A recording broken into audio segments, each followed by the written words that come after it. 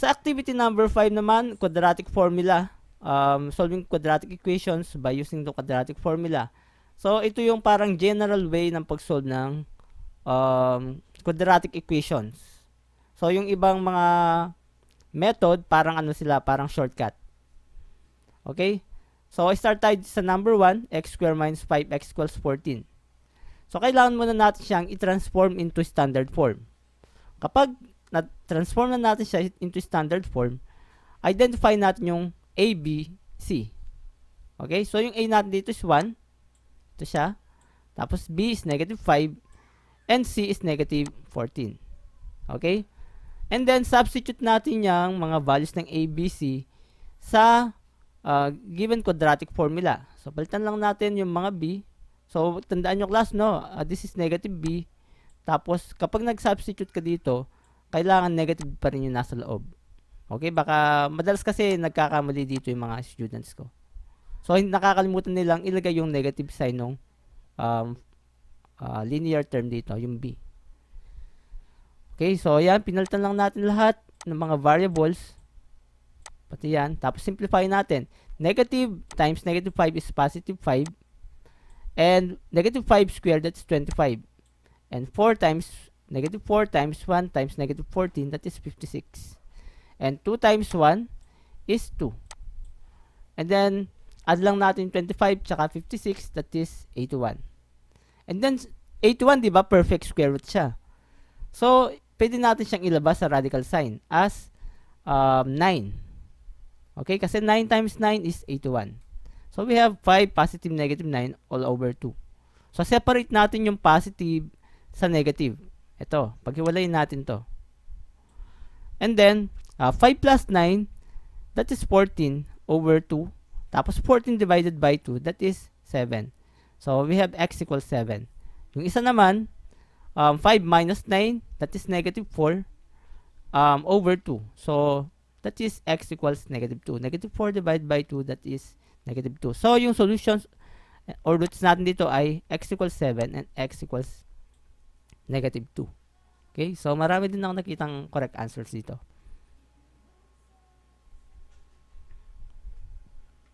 Okay, itong number 2x squared plus 16x equals 7. Again, i-transform muna natin siya into standard form. So, yan siya. X squared plus 16x minus 7 equals 0. Identify yung value ng A, B, C.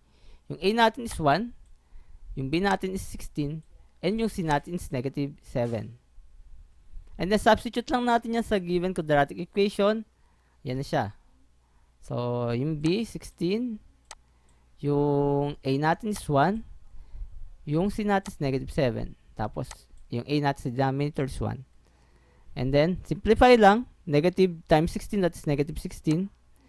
And 16 squared, that is 256. Negative 4 times 1 times negative 7, that is positive 28. And 2 times 1, that is 2. And then, add lang natin to 256 plus 28, that is 284. And then, yung 284, hindi siya perfect square, di ba? So, hahanap tayo ng factors kung meron man yung 284 na perfect square. So, dito, na-factor ko siya as 4 and 71. So, yung 4 perfect square siya, di ba? So, malalabas natin tong 4 sa radical sign. Tapos, magre-remain lang sa loob ng radical C, 71. Kasi hindi siya perfect square. Okay, yan. So, nilabas ko na si 4, naging siyang 2. Ngayon, separate natin yung positive sa negative. Paghiwalay natin to. So, positive, negative. So, simplify muna natin yung isa. So, bakit siya naging ganyan? Negative 8 plus square root of 71. Kasi, negative 16 divided by 2, that is negative 8. And 2 divided by 2, that is 1. So, mawawala na siya dito. Hindi na natin kailangan ilagay si 1 dito. Okay, kaya naging siyang negative 8 plus square root of 71. Next, ito naman. So, same process. Negative 16 divided by 2, that's negative 8. Tapos, negative 2 divided by 2, that is negative 1. So, yan na yan. Yung dalawang roots or solutions natin. Okay? And then, last one. Negative x squared, negative 8x plus 2 equals 0. Dito ako maraming nakitang mali. tignan natin, no? Tignan nyo ano yung mali nyo dito. So, naka-standard form na siya. So, standard form pa rin to class, no? Kahit yung A natin is negative. So, yan. So, identify lang natin yung values ng A, B, C. Yung A natin dito is negative 1. Huwag nyo kakalimutan, negative 1 yan. Okay, salagay natin dito is negative 1. And yung B natin is negative 8. Yung C natin is 2. And then, substitute natin sa quadratic formula. Okay, yan. So, negative 8. Palitan natin si B ng negative 8. And si A ng negative 1. Yan. Ito, dito kayo madalas nagkamali, class.